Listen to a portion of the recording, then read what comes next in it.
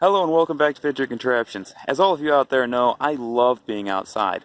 But what happened last year was my cross-country ski shoes broke, so I couldn't use them because they were the old 75mm type. Now, I went to the stores and I asked the guy how much it would be for a new set of ski shoes and bindings and everything.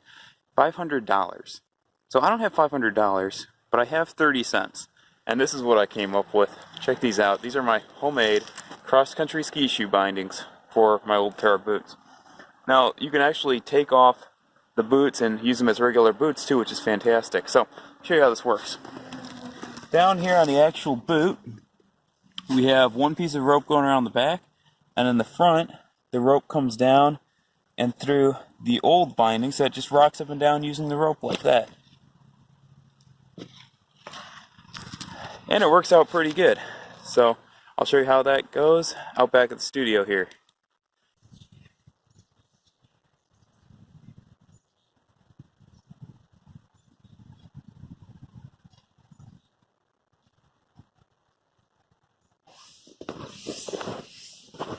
Actually having no difficulty with them whatsoever. They feel just like my regular ski shoes that I used to have.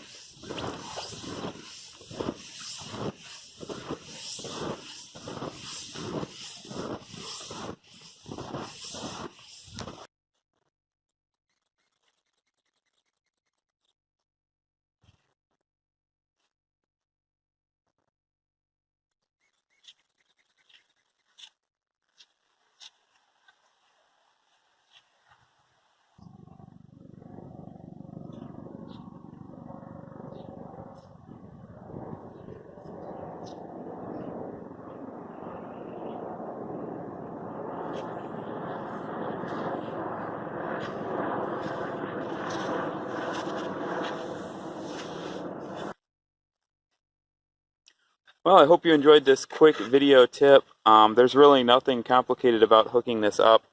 I just put a few holes in the side of my original ski binding here so that the rope could go through. But other than that, no modifications needed. It took me 5 minutes to make, and it gets me back out on the trails. Not in perfect condition, but hey, at least I'm out there. So thanks for watching. If you enjoyed this video, please be sure to subscribe. I'll see you in the next episode. Of course, the one downside to this setup is that in order to take the skis on and off, you have to actually either untie the rope, which can be a regular pain, or leave the boots on and then have your feet next to it like I have here. So you can take off the skis and put your foot right in the shoe, which works pretty well, at least for around the back of the studio. And then I'll probably wear a backpack so I can throw my shoes in them when I go skiing.